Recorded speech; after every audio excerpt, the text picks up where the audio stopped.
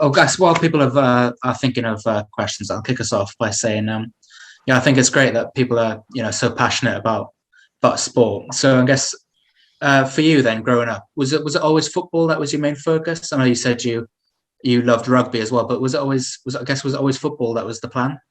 Yeah, definitely.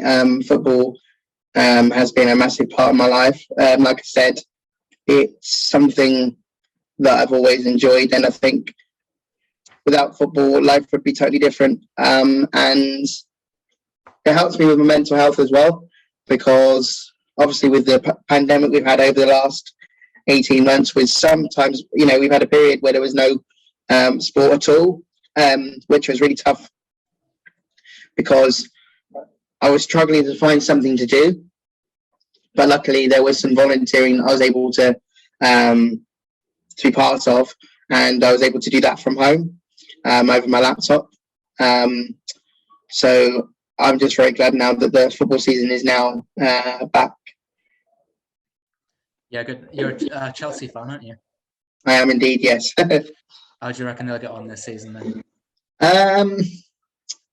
That's a very good question. I know we've. I honestly do not know. It's something that we'll have to wait and see. Yeah, we'll come back to this video in a year's time and then see how your prediction got on. I guess so. Carrying on from that, then, when did you know that refereeing in football was something that you wanted to do? Was there one particular moment, or because I know you mentioned going to the games with your dad? Was it just a series of watching many games that led up to your decision?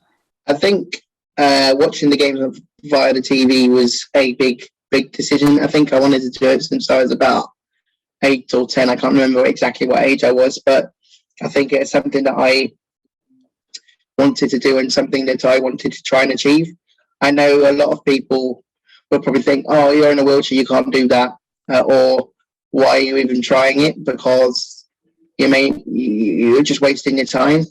But I thought, well, even if I don't try and I, give my goal a go, at least I've given it a go, and at least I know that there may be other options out there if it didn't work. But I'm here now and I'm very grateful to be able to share my story to people that may want to be part of football at some point, or who maybe are part of football at the moment. Yeah. So being a referee yourself, then, do you have a favourite referee? Because I know you said you've met quite a lot of Premier League referees. Do you have a secret favourite? I think I've been very lucky to meet quite a few referees. I think for me, I don't think there's a big favourite, but one person that I inspire to quite a bit is 2 referees.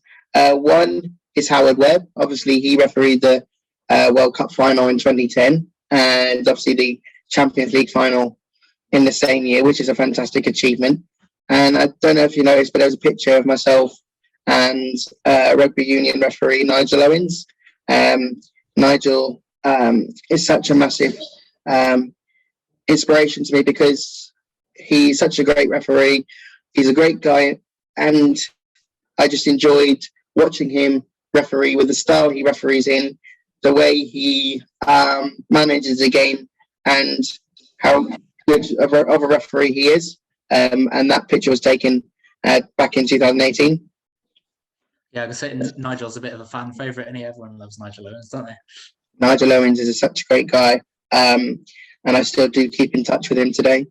Is there anyone else that's sort of you find inspiration, not necessarily even in sport, but outside of sport as well? I think my family is one key inspiration to me, because that they've had so much. They've helped me so much throughout my life, because I've had so many major operations. They've helped me through my transition from school to college, from college to independent or supported living, I should say, outside in the community. So, they're definitely a big inspiration for me. Yes, so we'll have a few referees that are watching this now. They'll be sort of at various levels in their career. So I guess if you had to leave people watching this with, I guess, one or two pieces of advice, what would you say to them to like sort of inspire them to get to the top of their game? I think always, if you are a referee watching this today, I would say always ask for the support that you need, because there are different people in the refereeing community that will be able to support you. Any question is important.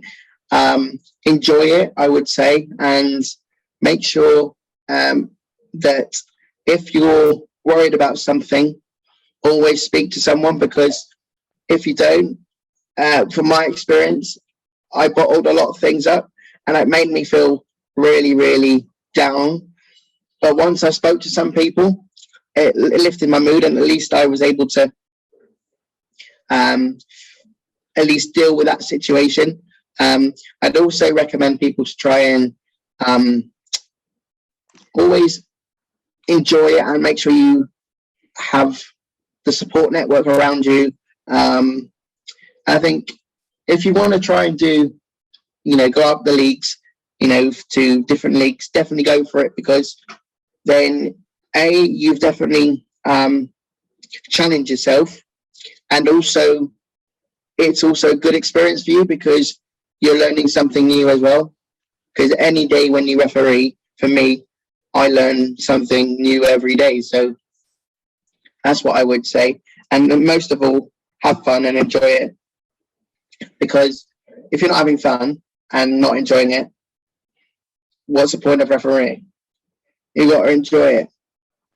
Yeah, no, I completely agree. You've always got to aim high as well. Absolutely.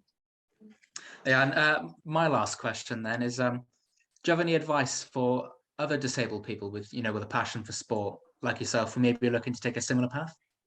I would say go for it, because any door could open, whether you're a coach, whether you want to become a football player, whether you want to become a referee, or whether you want to become a manager.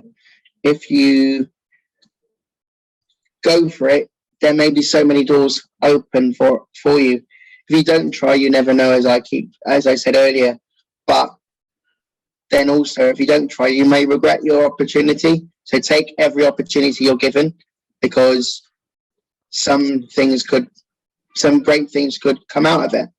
And I certainly, yes, I was a bit worried about, how could people react to me when I referee my first game, or how could people react to me being in a wheelchair? But I didn't have any issues, so definitely, definitely go for it.